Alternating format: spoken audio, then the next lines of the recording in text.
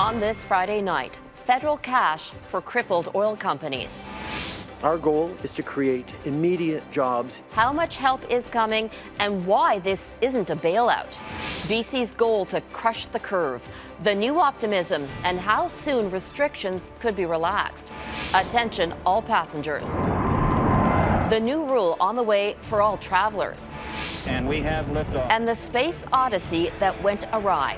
We knew we were in deep trouble. The 50th anniversary of Apollo 13's near disaster. Global National with Donna Friesen. Reporting tonight, Robin Gill. Good evening and thank you for joining us. Canada's hard-hit oil and gas sector is getting a badly needed boost, one that will help companies and workers. There have been repeated requests for aid because of COVID-19 and a huge dip in global oil prices. Now, the federal government is spending $1.7 billion to clean up abandoned oil wells in Alberta, Saskatchewan, and BC. Ottawa is also creating a $750 million fund to cut methane emissions. There's also help for businesses, $962 million to help those who don't have access to traditional financial institutions. The Liberals say the aid will save about 10,000 jobs across the country. Our goal is to create immediate jobs in these provinces while helping companies avoid bankruptcy and supporting our environmental targets. But will it be enough to get the economy back on track? Abigail Bimman has our top story tonight. Punched twice by record low oil prices and COVID-19, Alberta has been waiting weeks for help for the oil and gas industry. Now they have some. We've also heard very clearly, and not just from industry, but from municipalities, particularly rural municipalities, landowners across Alberta, that the issue of persistent orphan or inactive wells is a real challenge. $1.7 billion to clean up orphaned wells, not just in Alberta, but also Saskatchewan and British Columbia. And $750 million for an emission reduction fund that focuses on methane, 10% of it earmarked for Newfoundland and Labrador. So this is, really important for small to medium-sized businesses. I think there's a perception that the industry is dominated by massive capital projects, big oil rigs, miles of pipeline, and in fact, it's dominated by small to medium-sized businesses. One of them, Peyto Exploration and Development. Disappointing. Woefully inadequate would be terms that I would use to describe what they're offering to the industry, particularly considering what the industry is going through right now. Many hoping for a bigger oil bailout. What the industry, I think, was really looking for was a package of liquidity to help bridge the time between now, as we face these really low prices, and when all of us as consumers around the world start to get back out and drive and fly, and demand for oil goes back up. Cleaning things up while getting back to work is in line with the Trudeau government's political goals. You know their old refrain, the economy and the environment go hand in hand. Just because we're in a health crisis doesn't mean we can neglect the environmental crisis.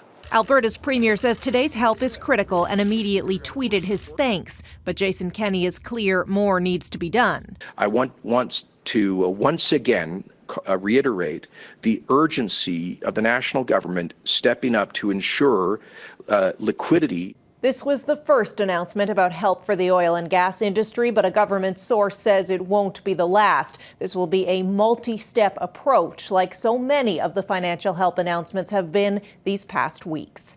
Abigail Bimman, Global News, Ottawa. Our David Akin joins us now. David, the funding certainly helps, but will it go far enough? Well, Westerners tell me it's a start, but more is going to need to be done. The big deal here is that these two federal agencies, Business Development Canada and Export Development Canada, they're going to get involved helping mid-size energy firms who right now have a liquidity crisis. They can't get credit from their banks, can't borrow. Now, if the BDC and the EDC do their jobs right, that could mean billions for the sector, and it could save a lot of firms from going bankrupt, Robin. All right, what about politics? How much is that a factor in all of this? Well, a fair bit. But you know what? It's not the Jason Kenney versus Justin Trudeau kind of politics. It's really internal Liberal politics. There's a whole lot of Liberal MPs and some Liberal cabinet ministers, Heritage Minister Stephen Guilbeault, for example, who are dead set against the idea of a federal bailout of the oil and gas sector. So the political problem for the Prime Minister is design a package to address the liquidity crisis for a range of sectors, say manufacturing, tourism, airlines, and, oh, by the way, the oil and gas sector.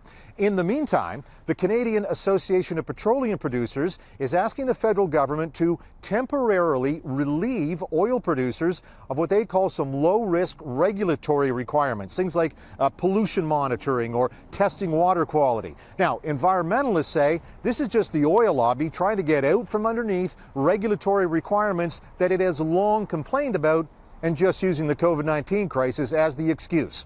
Robin? David Akin in Ottawa. Thanks, David. Trudeau also announced $500 million in support for Canada's arts, culture and sports sectors, which have been hit particularly hard by the pandemic. There are some glimmers of hope in Canada's fight against COVID-19. Dr. Theresa Tam says there are signs the virus is slowing in parts of the country, but that progress could easily be lost if Canadians stop physical distancing. New outbreaks can be sparked anywhere at any time. So remember, this is not a sprint, it is a marathon, and there will only be unpleasant surprises if we quit early. More than 1,300 people in Canada have died of COVID-19, and the number of confirmed cases has now surpassed 31,000. Ontario recorded its most new cases in a single day. 564 more people have tested positive. Quebec also reported a spike, 941 new confirmed cases. Alberta has 239 new ones, and BC has only 43 new cases. And if that trend continues, BC officials say they could start easing restrictions in mid-May. Eric Sorensen looks at what BC is getting right and how other provinces compare. It is, on balance, good news for BC. The upward curve in the number of COVID-19 cases is flattening, and the requirement for ICUs and ventilators is well within BC's capacity to handle the outbreak so far. Modeled against other jurisdictions, the number of cases in northern Italy and in Hubei, China, BC, the purple line, is by comparison much lower day by day, and not very different from the much admired outcome so far in South Korea. So we are on the right track, but we must hold that line. BC's data shows something striking about the age groups with the virus. The number of COVID-19 cases has mostly struck working-age adults in their 30s to their 60s. But the number of deaths has taken a terrible toll on older people. In fact, the median age of people who've died is 86 in British Columbia. This again reflects the tragedy that has been the outbreaks that we've had in our long-term care homes here in British Columbia. And it reflects the rise in mortality among the elderly across the country. The regional disparity we saw in the wave of cases we're now seeing in the number of deaths. With the smaller provinces, the numbers remain very low. On the prairies, the East Coast, the Northern Territories, barely 1% of the total deaths in the country. Now, in the bigger provinces, BC and Alberta have seen a drop-off in their numbers. It is a much bigger number in Ontario and a disturbingly high number in Quebec. And this represents 98% of all the deaths in Canada. But here is the trend. Over the last week, Ontario and Quebec together account for 94% of the deaths in the country. All the other provinces and territories, just 6%. And the sad fact is, Quebec has recorded almost 62% of all the deaths in Canada in the last week. The tragedy in Quebec has played out largely in long-term care facilities, and the province is struggling to get on top of it. We're going through a tough situation, but we're doing everything we can to take care of our elderly. A surge in COVID-19 deaths was expected this month. It is hitting harder in central Canada, but the advice to all of Canada is don't let up. Keep your distance. We have come through this together, but we're not out of it yet. We're still in the eye of that storm. Eric Sorensen, Global News, Toronto. A personal support worker at a Toronto long-term care home has died from COVID-19. 54-year-old Christine Mandagarian passed away Wednesday. She worked in healthcare for more than 3 decades, most recently at Sienna Altamont Care Community. Her husband believes more should have been done to protect them and his wife. I'm not upset, I'm mad. After what my wife worked 31 years in that place, and that's how they treat my wife. She gave a life over there. She gave a life for the senior citizens over there. There are more than 40 confirmed cases of COVID-19 at the Toronto facility. At least 8 residents have died from the virus. The federal government is sending reinforcements into Quebec to help long-term care homes hit by outbreaks. 125 military medical personnel will be deployed starting this weekend. At least 688 people in Quebec have died of COVID-19. More than half were in long-term care homes. In many cases, those facilities are understaffed and workers are poorly paid. Quebec's premier admitted today that staffing problems played a role in the crisis. He said in French that he should have acted faster. If I were to do it again, I would have increased the wages of orderlies more quickly. I take full responsibility for this. We came into this crisis badly equipped. And of course, the situation has deteriorated. The deaths of Canadians at care homes are raising fears about how many seniors could contract COVID-19. Europe has seen a rapid surge and similar tragedies in these facilities. Only now are governments there changing how they deal with these vulnerable residents and staff. Here's Redmond Shannon. 3 weeks ago, as Spain's death rate was rising rapidly, soldiers found dead bodies abandoned inside a Madrid nursing home. Staff had apparently been overwhelmed. The virus swept through Italian care homes just as quickly. Most countries had restricted or banned outside visitors, but in many cases, hospital patients were admitted into care homes without testing. The UK is now changing that in a similar move to provinces like Ontario. Today we can announce that everybody going from hospital into social care will be tested, will be isolated whilst the result of that test comes through. Staff and residents with symptoms will be tested too. It should help reduce infections, but it might also impact the UK's death numbers, which only includes those who died inside hospitals. I think it's been widely reported that there are growing numbers of deaths within care homes, and we're very anxious that we get those properly and accurately recorded so that we can ensure that we understand how to manage this pandemic. This week it emerged the UK death toll figure, including care homes, is at least 15% higher than government tallies.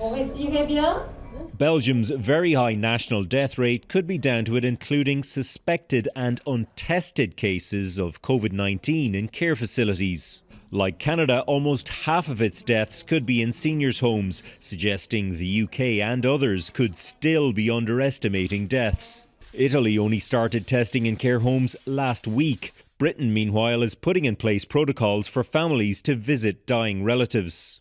Giving people's closest loved ones the chance to say goodbye. Helping, if nothing else, to make the most difficult moments a little easier. Redmond Shannon, Global News, London. Air travelers are facing a new rule. Coming up, what else you need to bring to the airport. If you plan on catching a flight anytime soon, you'll want to pack a mask. Starting Monday, all air passengers in Canada need to have a non-medical mask to cover their mouth and nose during travel. You'll be required to prove you have it during the boarding process. Otherwise, you won't be allowed on the plane. People traveling on ferries are also being encouraged to wear non-medical masks whenever possible.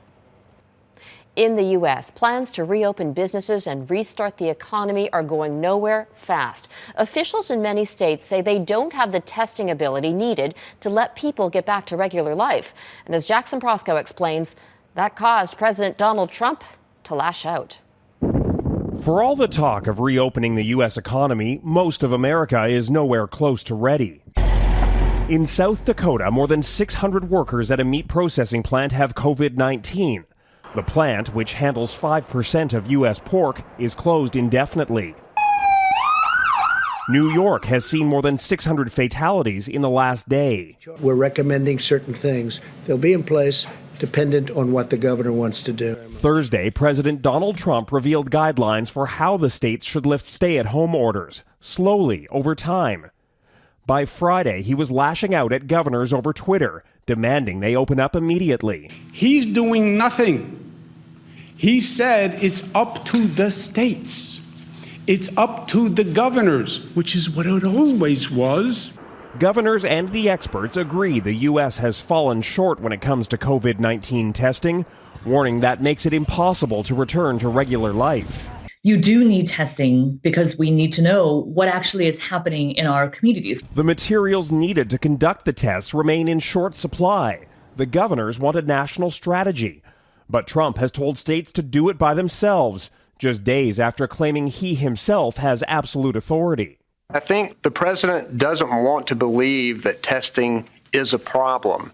And it is a problem, particularly if we want to get the country going again. Amidst all the back and forth, Americans keep getting sick. The nation's capital, Washington, is quickly emerging as a new hotspot. School has been canceled for the rest of the year.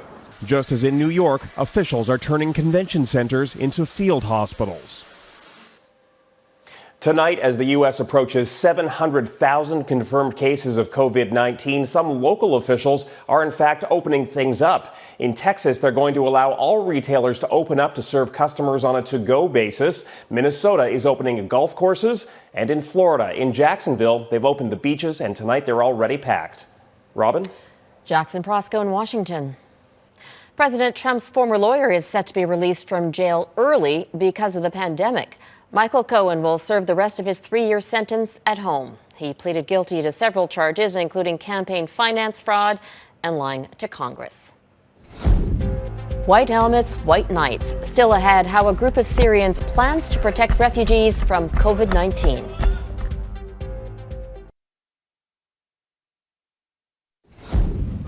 China has dramatically raised its death toll in Wuhan, where the new coronavirus was first detected.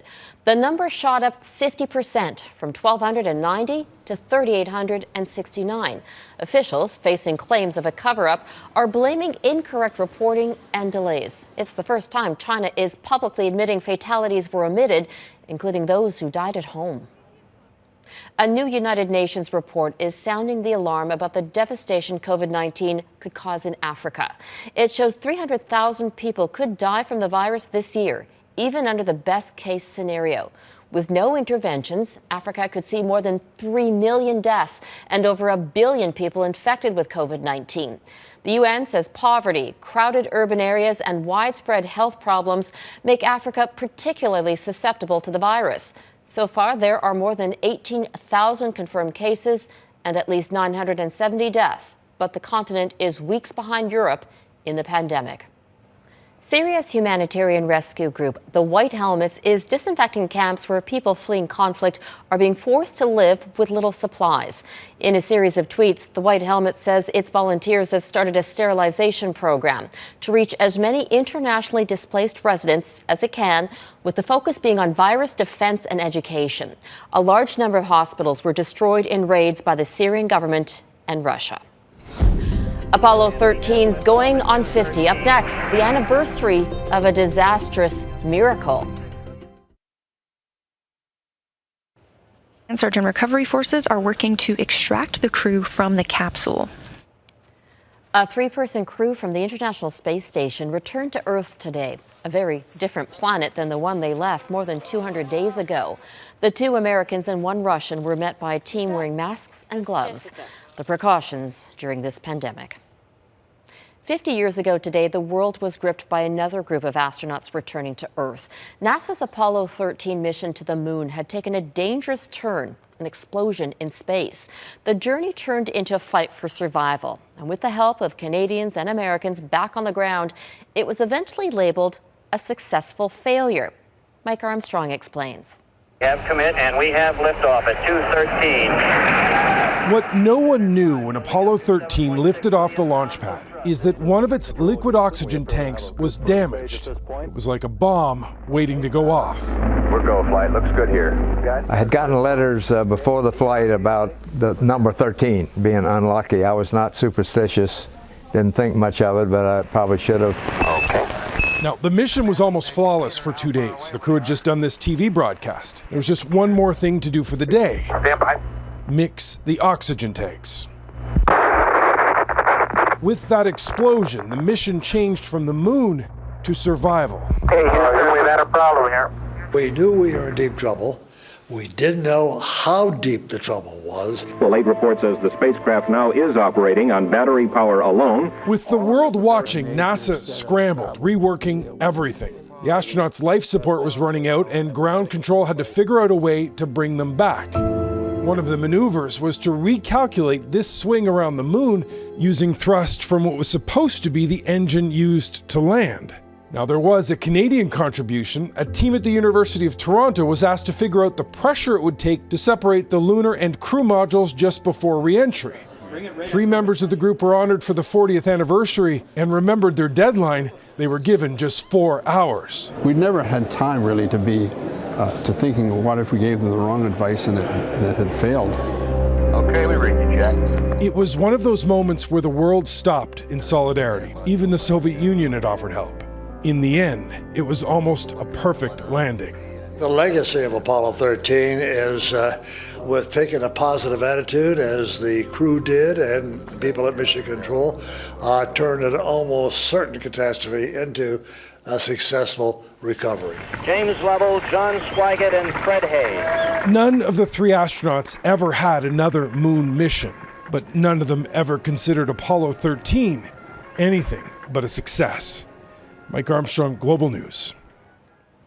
And that is Global National for this Friday. I'm Robin Gill. This year also marks the 50th anniversary of some of the world's first Pride parades. Those celebrations may be canceled. So tonight, we leave you with Canadians showing their pride at home.